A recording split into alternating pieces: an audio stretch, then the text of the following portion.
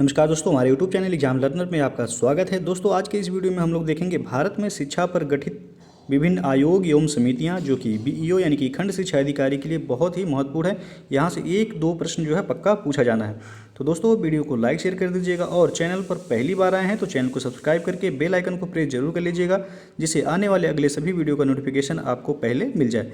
तो और इसका PDF आपको जो है हमारे टेलीग्राम चैनल पर मिल जाएगा। नीचे डिस्क्रिप्शन में टेलीग्राम का लिंक दिया गया है, आप वहाँ से जाकर टेलीग्राम ज्वाइन करके PDF डाउनलोड कर सकते हैं। तो चलिए वीडियो को शुरू करते हैं। तो पहला है आपका, आप देख सकते हैं यहाँ ऊपर आयोग व समिति लिखा गया है। सेकंड कॉलम में जो है वर्ष है, उसके बाद थर्ड कॉलम में जो है वह अध्यक्ष, यानी कि उसके अध्यक्ष कौन रहे हैं। तो सबसे पहला आपका है मैकाले शिक्षा पत्र, जिसको मैकाले मिनट भी कहा जाता है। यहाँ जो 1836 नहीं 1835 होगा, तो आप लोग इसे करेक्शन कर लीजिएगा।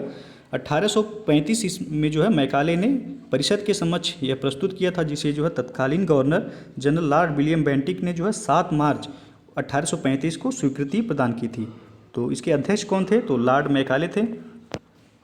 मैकाले जो है भारतीयों में पाश्चात्य शिक्षा के प्रचार के साथ एक ऐसे समूह का निर्माण करना चाहता था जो रंग व रक्त से तो भारतीय हो, पर विचारों परंतु रुचि व बुद्धि से जो वह अंग्रेज हो। और इसका उद्देश्य जो था मैकाले शिक्षा पत्र यानी कि मैकाले मिनट का, तो लॉर्ड मैकाले ने जो है शिक्षा का उद्देश्य वह अंग्रेजी माध्यम से यूरोपीय साहित्य तथा विज्ञान का प्रचार केवल उच्च वर्ग की शिक्षा का समर्थन करना था। तो ये है पहला आपका। सेकंड जो है आपका वुड का घोषणा पत्र, जिसे जो भारतीय शिक्षा का मैग्ना कार्टा भी कहा जाता है। तो यह 1854 ईस्वी में आया था, जिसके अध्यक्ष कौन थे, तो चार्ल्स वुड इसके अध्यक्ष थे। आयोग ने जो है भारत में शिक्षा की समुचित व्यवस्था करना इसका उद्देश्य था। ईस्ट इंडिया कंपनी का दायित्व व संस्थाओं को वित्तीय सहायता देने का सुझाव दिया था और महिला शिक्षा प्रसार का यह प्रथम प्रयास था। और आगे जो है आपका थर्ड जो है स्टैनली घोषणा पत्र, तो यह 1854 में हुआ था और इसके अध्यक्ष कौन थे, तो लॉर्ड स्टैनली इसके अध्यक्ष थे। सहायता अनुदान प्रणाली केवल जो है माध्यमिक व उच्च शिक्षा तथा तक सीमित रखने व प्राथमिक शिक्षा के लिए स्थानीय कर लगाने संबंधी स्टैनली घोषणा पत्र ने सुझाव दिए थे। और चौथा जो है हंटर कमीशन, तो ये इंपॉर्टेंट है, आपसे कई बार जो है परीक्षाओं में पूछा गया है। हंटर कमीशन कब आया था, तो ये 1882 ईस्वी में। इसके अध्यक्ष कौन थे, तो विलियम हंटर थे। तो इसे आप लोग याद कर लीजिएगा, इंपॉर्टेंट है ये। इसका उद्देश्य जो था वह विशेष रूप से प्राथमिक शिक्षा के विकास हेतु इसे सरकारी उत्तरदायित्व निर्धारित करने तथा माध्यमिक शिक्षा की व्यवस्था निजी संस्थाओं द्वारा करने संबंधी सुझाव दिए थे हंटर कमीशन ने। अगला जो है भारतीय विश्वविद्यालय आयोग, तो यह 1902 में आया और इसके अध्यक्ष कौन थे, लॉर्ड कर्जन इसके अध्यक्ष थे। इसका उद्देश्य क्या था, तो आयोग ने विश्वविद्यालयों की सीमाएं निर्धारित कर उन्हें व्यापक अधिकार देने के सुझाव दिए थे भारतीय विश्वविद्यालय आयोग ने। अगला जो है नई शिक्षा नीति, तो यह 1913 में और इसके जो अध्यक्ष थे वह सरकारी प्रस्ताव थे। और इसका उद्देश्य जो था वह था कि भारत में जो है शिक्षा में व्यापक परिवर्तन लाने, पाठ्यक्रमों को उपयोगी बनाने तथा शिक्षकों की संख्या में वृद्धि करने पर बल दिया गया था। और अगला जो है सैडलर कमीशन, तो यह भी जो है महत्वपूर्ण है, इसे भी याद रखिएगा। सैडलर कमीशन 1917 में आया और इसके अध्यक्ष कौन थे, तो माइकल सैडलर इसके अध्यक्ष थे। और इसका उद्देश्य जो था वह था शिक्षा को राज्यों के सुपुर्द करना तथा इंटरमीडिएट कक्षाओं को विश्वविद्यालयों से हटाकर स्कूलों में रखने संबंधी सुझाव दिए थे सैडलर आयोग या सैडलर कमीशन ने, जो कि 1917 में आया था। अगला जो है हार्टोग समिति, जो कि 1929 में आया। इसके अध्यक्ष थे सर फिलिप हार्टोग और इसका उद्देश्य था समिति द्वारा शिक्षा में अपव्यय अवरोधन रोकने, व्यावसायिक प्रशिक्षण तथा लड़कियों को निःशुल्क शिक्षा प्रदान करने हेतु जो है हार्टोग समिति ने सुझाव दिए थे। अगला है एवट वुड रिपोर्ट, जो कि 1936 में आया और इसके अध्यक्ष थे एच वुड व एवट। तो इसका उद्देश्य था कि इस रिपोर्ट में जो है पूर्णकालिक तकनीकी स्कूल खोलने तथा शिक्षकों के प्रशिक्षण पर विशेष बल दिया गया था एवट वुड रिपोर्ट में। अगला जो है डॉक्टर जाकिर हुसैन समिति, जो कि 1937 में बनी। इसके अध्यक्ष थे डॉक्टर जाकिर हुसैन और इसने सुझाव दिया कि इसमें निःशुल्क व अनिवार्य शिक्षा के साथ साथ शिक्षा किसी शारीरिक उत्पादक कार्य पर केंद्रित होने का जो है इन्होंने सुझाव दिया था। अगला क्वेश्चन है जो वर्धा स्कीम, जो कि बुनियादी शिक्षा कहा जाता है, तो यह भी जो है बहुत ही इंपॉर्टेंट है, यहाँ से भी प्रश्न पूछा जाता है हमेशा। तो यह 1937 में आया और इसके अध्यक्ष कौन थे, तो महात्मा गांधी इसके अध्यक्ष थे।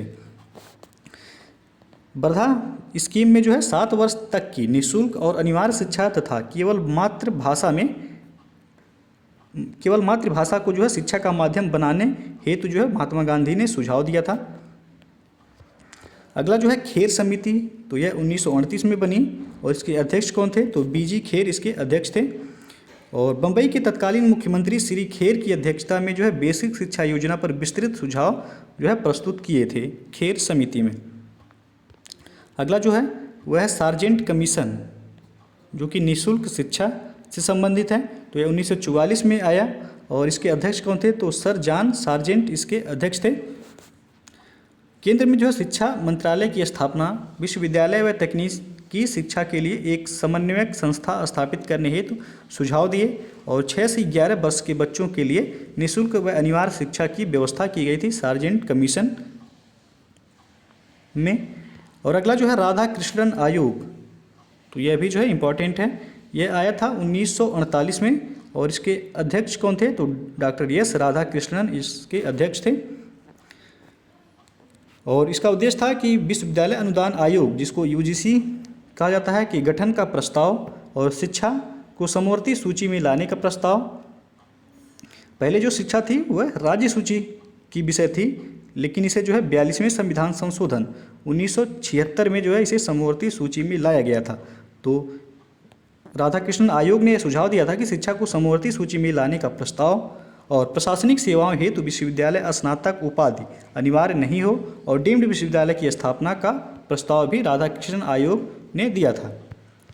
अगला जो है मुदालियर आयोग, जो कि 1952 में बना था, इसके अध्यक्ष कौन थे, तो डॉक्टर एस लक्ष्मण स्वामी मुदालियर इसके अध्यक्ष थे। इसका उद्देश्य जो था वह 12वीं कक्षा को विश्वविद्यालयों से जोड़ दिया जाए तथा बहुउद्देशीय विद्यालय स्थापित किए जाएं।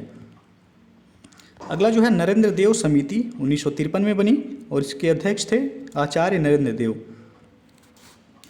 तो इसका उद्देश्य था उत्तर प्रदेश में माध्यमिक शिक्षा के पुनर्गठन हेतु सुझाव दिए और जो अन्य राज्यों के लिए भी उपयोगी थे। नेक्स्ट जो है श्रीमाली समिति, जो कि 1954 में गठित हुई और इसके अध्यक्ष थे डॉक्टर के.एल. श्रीमाली। और इसका उद्देश्य था कि ग्रामीण समस्याओं के समाधान हेतु ग्राम विद्यापीठों को प्रोत्साहन दिया जाए तथा सरकारी अनुदान दिया जाए। नेक्स्ट जो है कोठारी आयोग, तो इम्पॉर्टेंट है, 1964 में बना और इसके अध्यक्ष थे डॉक्टर डी.एस. कोठारी। तो इसे याद रखिएगा आप लोग, कोठारी आयोग का गठन कब हुआ, तो 1964 में इसका गठन हुआ। इसके अध्यक्ष थे डॉक्टर डी.एस. कोठारी। तो इन्होंने सुझाव जो दिया था उच्च माध्यमिक शिक्षा को समाज की मांग के अनुरूप तथा केवल चयनित विद्यार्थियों के लिए दी जाए। नेक्स्ट जो है राममूर्ति समिति, तो ये 1990 में गठित हुई और इसके अध्यक्ष थे आचार्य राममूर्ति, इसके अध्यक्ष थे।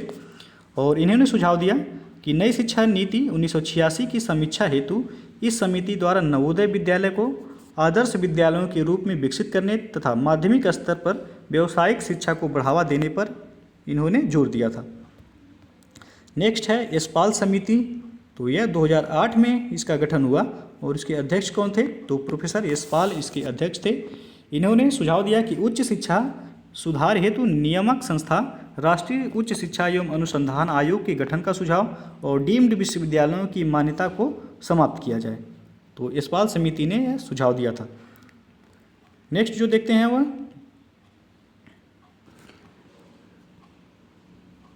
प्रथम महिला विश्वविद्यालय से जो है प्रश्न पूछा जाता है। तो डी.के. कर्वे यानी कि धोंदो केशव कर्वे के प्रयत्नों से बम्बई में प्रथम महिला विश्वविद्यालय की स्थापना हुई। ये महाराष्ट्र के समाज सुधारक एवं सामाजिक कार्यकर्ता थे और इन्होंने जो है विधवाओं के उत्थान के लिए विधवा विवाह प्रतिबंध निवारक मंडली की स्थापना की थी। और 1896 ईस्वी में इन्होंने पूना में विधवा गृह की स्थापना की। वह स्वयं एक ब्राह्मणी विधवा से विवाह किया था। और 1958 ईस्वी में भारत सरकार द्वारा भारत रत्न प्रदान किया गया था इन्हें डी.के. कर्वे को। तो प्रश्न आपसे पूछा जाता है प्रथम महिला विश्वविद्यालय की स्थापना किसके द्वारा की गई थी? तो D.K. कर्वे के द्वारा प्रथम महिला विश्वविद्यालय की स्थापना की गई थी। नेक्स्ट जो देखते हैं वह स्वतंत्रता पूर्व जो स्थापित विश्वविद्यालय हैं, तो जिनमें आपका जो है पहला, दूसरा और तीसरा ये 1857 में ही जो है स्थापित किए गए थे। कलकत्ता विश्वविद्यालय, बम्बई विश्वविद्यालय और तीसरा जो मद्रास विश्वविद्यालय, ये सभी जो है 1857 में ही इनकी स्थापना हो गई थी। और चौथा जो है पंजाब विश्वविद्यालय की स्थापना 1882 में हुआ था। और इसके बाद इलाहाबाद विश्वविद्यालय आपसे पूछता है कि इसका गठन कब हुआ था, तो 1887 ईस्वी में इसका गठन हुआ था। और बनारस विश्वविद्यालय की स्थापना जो है वह 1916 में की गई थी। उसके बाद मैसूर विश्वविद्यालय की स्थापना 1916 में की गई थी। पटना विश्वविद्यालय की स्थापना 1917 में की गई थी। और उस्मानिया विश्वविद्यालय की स्थापना 1918 ईस्वी में की गई थी। और अलीगढ़ विश्वविद्यालय की स्थापना 1920 में की गई थी। लखनऊ विश्वविद्यालय की स्थापना 1921 में की गई थी। दिल्ली विश्वविद्यालय की स्थापना यह 1922 में की गई थी। नागपुर विश्वविद्यालय की स्थापना 1923 ईस्वी में की गई थी। और आंध्र प्रदेश विश्वविद्यालय की स्थापना 1926 में हुआ था। आगरा विश्वविद्यालय की स्थापना 1927 में। अन्नामलाई विश्वविद्यालय की स्थापना 1929 में। केरल विश्वविद्यालय का स्थापना 1937 में। उत्कल विश्वविद्यालय 1943 में। सागर विश्वविद्यालय 1946 और राजस्थान विश्वविद्यालय 1947 में। तो यहाँ से जो मेन जो इम्पोर्टेंट है वो आपका लखनऊ है, पूछ सकता है। लखनऊ विश्वविद्यालय की स्थापना 1921 में, अलीगढ़, और उसके बाद आपका इलाहाबाद विश्वविद्यालय और बनारस विश्वविद्यालय। तो ये सभी जो है इम्पॉर्टेंट है, इनका जो है सन आप लोग याद रखिएगा। आगे जो देखते हैं प्रमुख शिक्षा आयोग पूछता है कि किसके कौन से गवर्नर जनरल के समय में जो है गठित हुआ था। तो सबसे पहला जो है वह आपका चार्ल्स वुड डिस्पैच जो है ये 1854 में इसका गठन हुआ था। उस समय जो गवर्नर जनरल या वायसराय थे लॉर्ड डलहौजी थे। उसके बाद नेक्स्ट जो है हंटर आयोग, तो ये 1882 ईस्वी में गठित हुई थी। तो उस समय जो गवर्नर जनरल थे वह लॉर्ड रिपन थे। अगला जो है रैले आयोग, यह 1902 में गठित हुआ था। उस समय जो गवर्नर जनरल थे वह लॉर्ड कर्जन थे। नेक्स्ट है सैडलर आयोग, तो यह 1917 में गठित हुआ था। उस समय लॉर्ड चेम्सफोर्ड जो थे वह गवर्नर जनरल थे।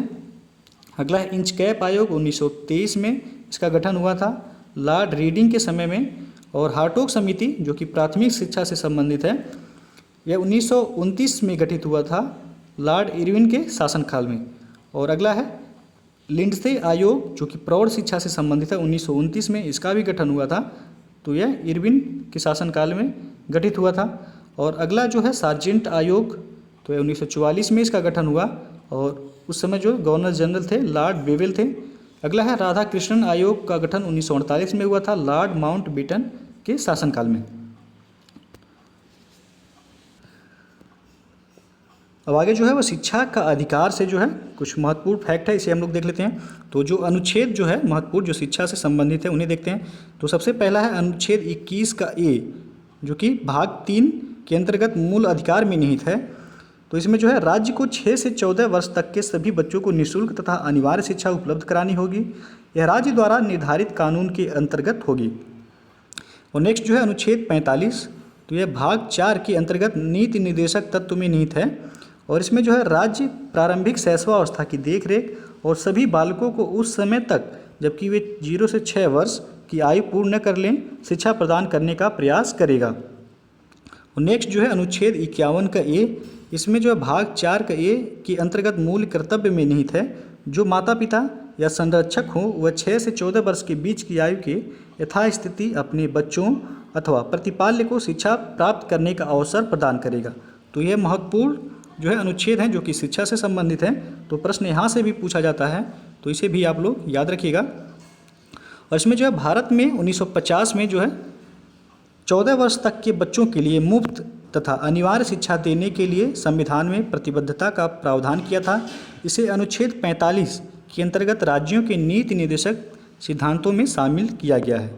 और सेकेंड जो है वह 12 दिसंबर 2002 को संविधान में 86वां संशोधन किया गया और इसके जो है अनुच्छेद 21 के ए को संशोधित करके शिक्षा को जो है मौलिक अधिकार बना दिया गया। और बच्चों के लिए मुफ्त एवं अनिवार्य शिक्षा का अधिनियम 1 अप्रैल 2010 को पूर्ण रूप से लागू हुआ। तो प्रश्न आपसे पूछा जाता है कि अनिवार्य शिक्षा का अधिनियम कब से लागू हुआ था। तो इसका जो सही आंसर होगा 1 अप्रैल 2010 से यह लागू हुआ था। और संविधान संशोधन यदि पूछेगा तो 86वां संविधान संशोधन हुआ है जो है 6 से 14 वर्ष के बच्चों को निःशुल्क एवं मौलिक अधिकार से जो है संबंधित है। और अगला जो फैक्ट है वह अधिनियम के तहत जो है 0 से 6 से लेकर 14 वर्ष के सभी बच्चों के लिए शिक्षा को पूर्णतः मुफ्त एवं अनिवार्य कर दिया गया है। अब यह केंद्र तथा राज्यों के लिए कानूनी बाध्यता है कि मुफ्त एवं अनिवार्य शिक्षा को सुलभ कर सके। और नेक्स्ट जो है वह स्वतंत्रता के 64 वर्ष बाद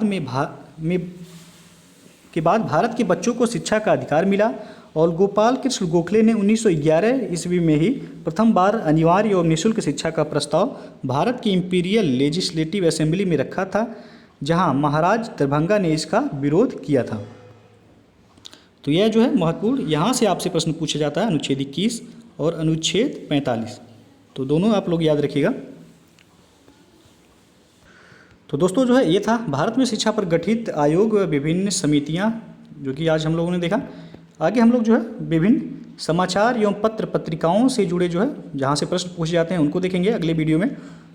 तो दोस्तों ये वीडियो आपको पसंद आया हो तो लाइक शेयर कर दीजिएगा और इसका PDF आपको हमारे टेलीग्राम चैनल पर मिल जाएगा। नीचे डिस्क्रिप्शन में टेलीग्राम का लिंक दिया गया है, आप जो लोग ज्वाइन नहीं किए हैं ज्वाइन करके आप PDF वहाँ से डाउनलोड कर सकते हैं। तो दोस्तों वीडियो को पूरा देखने के लिए बहुत बहुत धन्यवाद।